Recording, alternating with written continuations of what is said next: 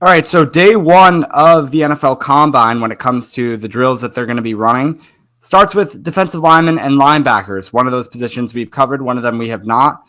However, the majority, because we've covered the linebackers, the majority, or the 2 out of 3 that we have written down the prospect that you should watch are linebackers because we know a little bit more about them than we do the defensive linemen. So I'll start off with the first guy. We talked about him in our Senior Bowl coverage recap. If you haven't already watched that video on YouTube, or was it in a podcast? I don't even remember. I think it was. It was. Yeah. Yep. So you can listen or watch it. It was a linebacker, Deion Henley out of Washington State. We also talked about him in our rankings as well.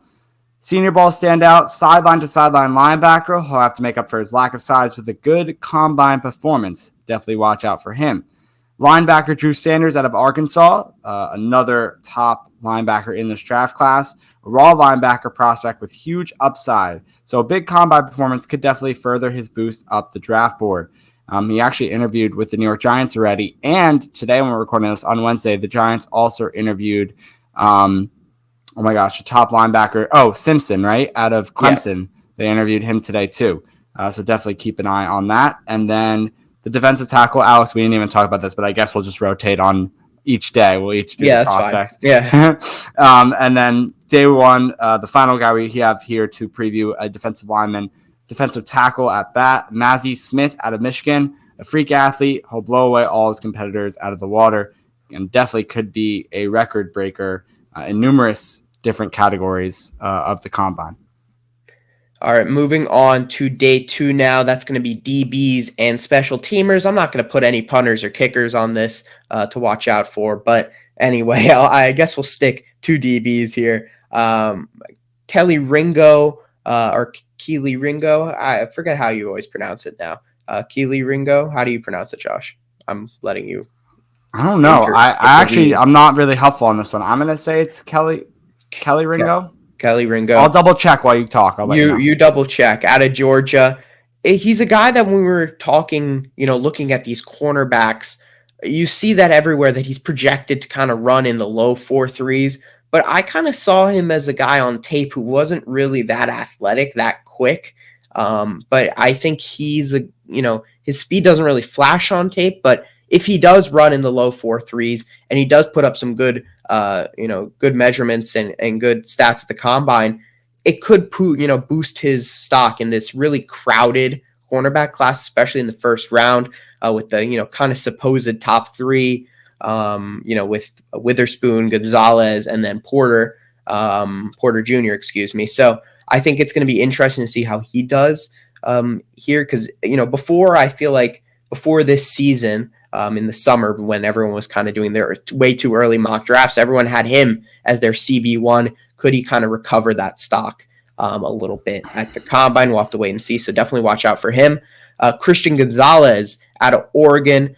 He's kind of the consensus number 2 for most people, currently at least, in the cornerback room. But he's an athletic freak. And his combine performance, a lot of people are predicting, could potentially put him above Witherspoon as the CB1 of this class. Both of those guys, definite top 15 picks would be my guess. Both really, really good prospects. But, how these guys adjust, right, in what order they go could potentially impact who's left there for the Giants at 25 if they indeed want to go cornerback. And then finally, this guy's name's also hard to pronounce, cornerback Travius Hodges Tomlinson out of TCU. There we go. I got it kind of. He's a 5'8" corner who is definitely going to need to perform really well at the combine because his lack of height is really troubling for a lot of teams. He'll definitely be a slot guy in the NFL, but he does have a chance with excellent testing, possibly, which he's predicted to do, run in the low 4.3s. And overall, maybe he does better in some of the strength drills or the bench press than some people think he will if he even participates in that. But I think he could possibly be a day 2 pick. He's got really, really good instincts. He's got good ball skills. Everything's there except for his height and being undersized. I read somewhere that if he were 4 inches taller, he would be a first-round pick. So certainly an interesting guy, and I'm excited to see what he does at the combine. Hopefully he can really prove that height doesn't matter always. But I think in this case, as a cornerback, it definitely does matter. So it's going to be difficult for him, but excited to see what he does. Okay, after numerous highlights and separate announcers pronouncing this man's name, I've concluded that it is Keely Ringo. Now, Mhm. some people called him Kylie, and some people called him like close to Kelly. But Mhm. I'm going to say the call of his interception in last year's national championship for a touchdown, I would trust that announcer more than anyone, although I don't know off the top of my head who it is. But when he made that pick, it was pronounced Keely Ringo. So I'm Keely going to leave it Ringo. at There that. we go. Day 3 is quarterbacks, wide receivers, and tight ends. Now, although we're a Giants podcast, we got to mention, obviously, Bryce Young.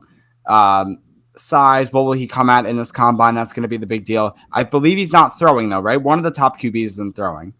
I don't Yeah, know if he's it's not, I don't think he's throwing, but he is going to be measured and weighed, so that's going to be the big thing there. Yeah, We'll see obviously how he it's does. rumored, and probably going to be a top 10 pick in this year's draft, if not top 5. We know teams need quarterbacks. Teams always need quarterbacks. Not the Giants, because they're bringing back Jones regardless, but teams in the NFL Yeah. will need quarterbacks. You also have QB Anthony Richardson from Florida, a player who's already rising up draft boards. And with excellent combine predicted, the sky is the limit. Will Levis also do this too? Is he in the combine? I don't think Levis is throwing, if I'm correct, but Okay. Richardson's doing everything. So that's going to be interesting. And Richardson, could be really, really good in the 40-yard dash as well. So I think that's going to be exciting. Oh, and then also Tennessee, Hendon Hooker too. Yeah, he's not participating because Yeah, he's because the still cutting that ACL. ACL. Yeah. Yeah, so that's something I guess to know. But I wonder if he's there talking to teams. I don't even know. Possibly. Interesting. Okay, and then the wide receivers here. Jalen Hyde out of Tennessee again. We've ranked these wide receivers before. Go check that out. Potential to break the combine 40-yard dash record. A very, very fast player. Andre Yeshivas out of Princeton, who is a senior ball guy that the Giants have actually talked to and know him because of Odell Beckham's agents. Somehow that's an interesting connection there. Potential to run in the 4.2s. Could be a big riser with a surprising combine performance if it goes well for him. And then the guy I think most people are watching because of how famous he was for Ohio State last season, how big of a season he had before getting injured for most of this year, Jackson Smith-Njigba out of Ohio State. Only limited tape from his junior year, but he needs to put up a big performance in the combine and put himself back in the conversation as one of the top receivers in this class. I would say that quote's mostly for me. I think he already is a top receiver in this class. I just don't believe it because of the injury last year. But if he does have a really big combine, I mean, he can get himself into those top 3 talks. I think for most people, he's in the top 5. Again, not for me, for most people. But if he has a good combine, that'll put him in the top 3 talk, I think. So that's my day 3 or our day 3 guys to watch.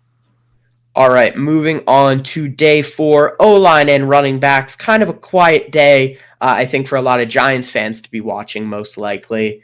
But there are some standouts that people are going to want to Well, watch. it's a quiet day until we find out the day before on day 3 that Saquon Barkley is no longer This sticking is around with true. the New York Giants and Daniel Jones getting franchise tagged. Then it becomes a huge day.